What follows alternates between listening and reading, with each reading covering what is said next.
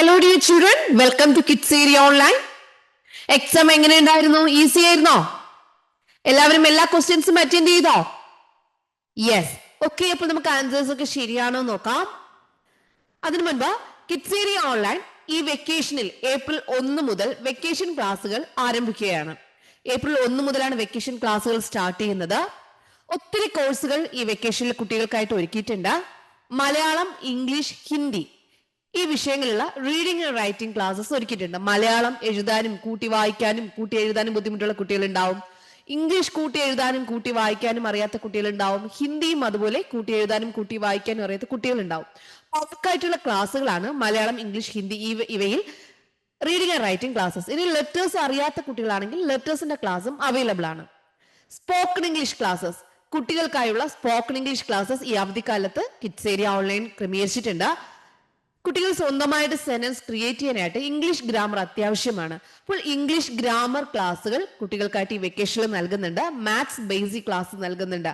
Addition, subtraction, multiplication table, multiplication, division ഇതൊക്കെ ഇപ്പോഴും ഒത്തിരി കുട്ടികൾക്ക് ബുദ്ധിമുട്ടാണ്. അപ്പോൾ ഈ ബേസിക് കുട്ടികളെ പഠിപ്പിക്കാനായിട്ട് മാത്സ് ബേസിക് ക്ലാസ്സുകളും അവൈലബിൾ ആണ്. അതുപോലെ LKG, UKG ക്ലാസ്സുകൾ നെക്സ്റ്റ് ജൂൺ മുതൽ സ്റ്റാർട്ട് ചെയ്യുന്നുണ്ട്. നിങ്ങൾ ലോകത്തിന്റെ എവിടെയാണെങ്കിലും നിങ്ങളുടെ കുട്ടികളെ LKG, UKG പഠിപ്പിക്കാം.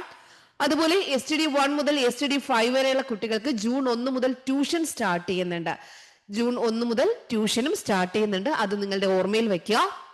എല്ലാ ക്ലാസ്സുകളും വരുന്നത് സൂമിൽ ലൈവായിട്ടാണ് ക്ലാസ് വരുന്നത്. നിങ്ങൾ ആബ്സെന്റ് ആവുന്ന ദിവസങ്ങളിൽ റെക്കോർഡ് ക്ലാസ്സുകൾ നിങ്ങൾക്ക് അയച്ചു തരുന്നതാണ്. നിങ്ങൾ ചെയ്യുവാനുള്ളത്, നിങ്ങൾക്ക് ഏത് ക്ലാസ് ആണോ ആവശ്യം അതിനായിട്ട് ഇവിടെ നൽകിയിട്ടുള്ള വാട്സ്ആപ്പ് നമ്പറിൽ മെസ്സേജ് അയച്ചാൽ മതിയാകും. 9746487799. ഒരിക്കൽ കൂടി പറയാം, 9746487799 ഈ വാട്സ്ആപ്പ് നമ്പറിലേക്ക് മെസ്സേജ് അയക്കേണ്ടതാണ്.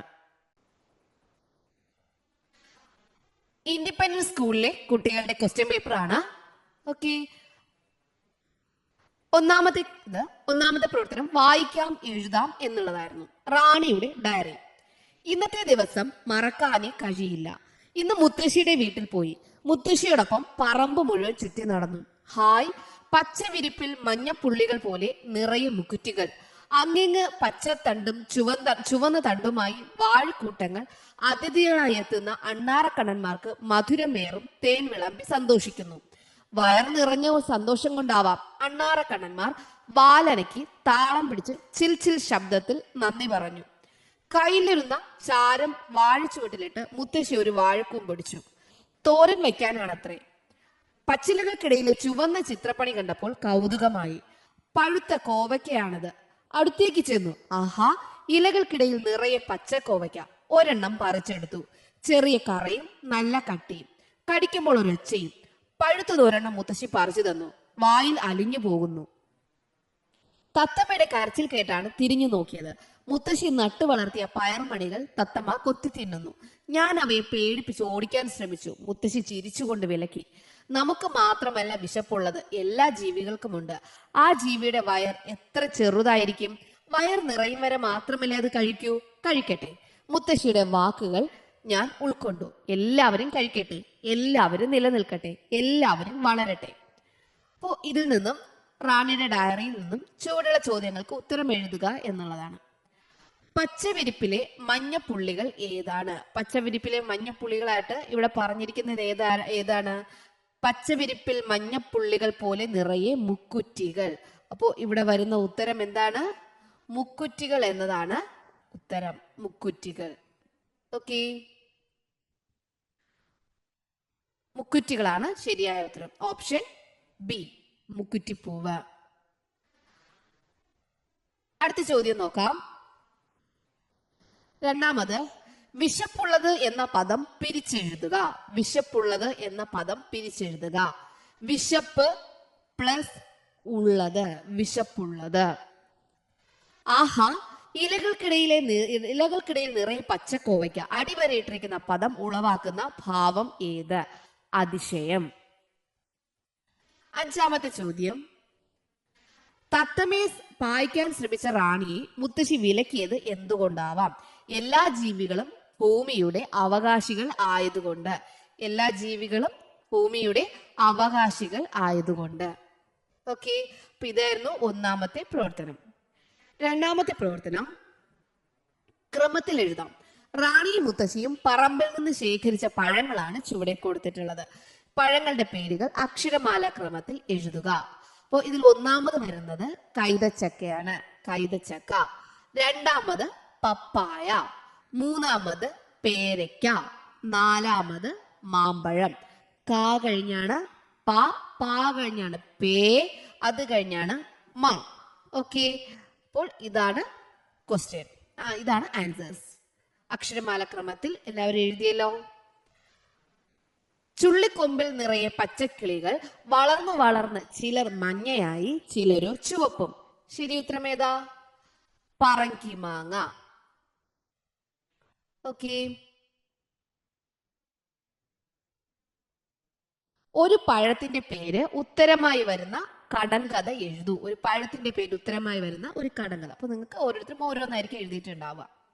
പ്രവർത്തനം 3 കത്തെഴുതാം എന്നതാണ്.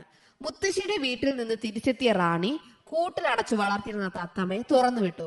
കൂട്ടിൽ നിന്ന് സ്വാതന്ത്ര്യത്തിലേക്ക് തത്ത പറന്നുയർന്നു.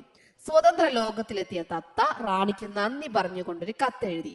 എന്തായിരിക്കും തത്ത എഴുതിയിട്ടുണ്ടാവുക? അപ്പോ തത്ത എഴുതിയ കത്താണ് ഇവിടെ എഴുതാനുള്ളത്. പ്രിയപ്പെട്ട റാണി, നീ എന്നെ തുറന്നു വിട്ടത് കൊണ്ട് ഞാൻ വളരെയധികം സന്തോഷത്തിലാണ്. നിങ്ങൾ എനിക്ക് ആവശ്യത്തിന് ആഹാരം തന്നുവെങ്കിലും എനിക്ക് സന്തോഷമില്ലായിരുന്നു. എനിക്ക് പറന്നു നടക്കാൻ കഴിയുന്നതിൽ എനിക്ക് വളരെയധികം സന്തോഷമാണ് എന്ന് പറഞ്ഞുകൊണ്ട് എന്ത് എഴുതിയിട്ടുണ്ടാവും? തത്ത കത്തെഴുതിയിട്ടുണ്ടാവും. നാലാമത്തെ പ്രവർത്തനം അറിയിപ്പ് തയ്യാറാക്കാം. വേനൽ ചൂടേറി വരികയാണല്ലോ. പ്രകൃതിയിലെ കൂട്ടുകാരായ കിളികൾ ഒരൊറ്റ ദാഹജലത്തിനായി അലയുന്നത് നാം കാണുന്നില്ലേ? റാണിയുടെ സ്കൂളിലെ പരിസ്ഥിതി ക്ലബ്ബ് കിളികൾക്ക് കുടിക്കാനും കുളിക്കാനുമായി പക്ഷിക്കുളം പണിതു. ഉദ്ഘാടനത്തിന്റെ അറിയിപ്പ് തയ്യാറാക്കൂ. അപ്പോൾ പക്ഷിക്കുളം ഉദ്ഘാടനത്തിന്റെ അറിയിപ്പ് തയ്യാറാക്കാനാണ് പറയുന്നത്. ഉദ്ഘാടനത്തിന്റെ അറിയിപ്പ് തയ്യാറാക്കാനാണ്. പക്ഷിക്കുളം ഉദ്ഘാടനം, അതിന്റെ അറിയിപ്പ് തയ്യാറാക്കാനായിരുന്നു അടുത്ത ചോദ്യം. അഞ്ചാമത്തെ ചോദ്യം പോസ്റ്റർ തയ്യാറാക്കാം. പക്ഷിക്കുളം ഉദ്ഘാടനത്തിന് സ്കൂൾ അലങ്കരിക്കുന്ന തിരക്കിലാണ് റാണിയും കൂട്ടുകാരും. പെട്ടെന്നാണ് കൂട്ടുകാരിയായ നിമ്മിയുടെ നിലവിളി കേട്ടത്. ആരോ വലിച്ചെറിഞ്ഞ പഴത്തൊലിയിൽ ചവിട്ടി തെന്നി വീണു. ആ പാവം ഉപയോഗശൂന്യമായ വസ്തുക്കൾ പൊതുസ്ഥലങ്ങളിൽ വലിച്ചെറിഞ്ഞാൽ ഇത്തരം പല ബുദ്ധിമുട്ടുകൾ ഉണ്ടാകും. നിമ്മി ആശ്വസിപ്പിച്ചുകൊണ്ട് ടീച്ചർ പറഞ്ഞു. മലിനീകരണത്തിനെതിരെ ഒരു പോസ്റ്റർ സ്ഥാപിക്കാൻ റാണിയും കൂട്ടുകാരും തീരുമാനിച്ചു. അങ്ങനെ ഒരു പോസ്റ്റർ തയ്യാറാക്കാം. മലിനീകരണത്തിനെതിരെ ഒരു പോസ്റ്റർ തയ്യാറാക്കുക എന്നുള്ളതായിരുന്നു അടുത്ത ആക്ടിവിറ്റി. പ്രവർത്തനം 6 വരികൾ കൂട്ടിച്ചേർത്ത് എഴുതാം. പക്ഷിക്കുളം ഉദ്ഘാടനത്തിനെത്തിയ റാണിയും കൂട്ടുകാരും ചേർന്ന് പാടിയ പാട്ടിന്റെ ആദ്യ ഭാഗമാണ് ചുവടെ കൊടുത്തിരിക്കുന്നത്. കൂടുതൽ വരികൾ എഴുതും. പൂവുകൾ തോറും നൃത്തം വയ്ക്കും പുള്ളിപ്പൂമ്പാറ്റെ, പുതുപൂന്തേനിൻ രുചിയെപ്പറ്റി ചൊല്ലിത്തന്നാട്ടെ, മാവിന് ചുറ്റും പാറി രസിക്കും പൂവാലൻ കിളിയെ. അങ്ങനെ ഓരോ കുട്ടികളും അവരവരുടെ ആശയത്തിനനുസരിച്ച് വരികൾ കൂട്ടിച്ചേർത്ത് എഴുതിയിട്ടുണ്ടാവും. ഇതായിരുന്നു വരികൾ കൂട്ടിച്ചേർത്ത് എഴുതുക എന്നുള്ളതായിരുന്നു ലാസ്റ്റ് ആക്ടിവിറ്റി. അപ്പൊ എക്സാം എല്ലാവരും നല്ലതുപോലെ എഴുതിയിട്ടുണ്ടാവും എന്ന് വിശ്വസിക്കുന്നു. Okay children, bye bye, thank you.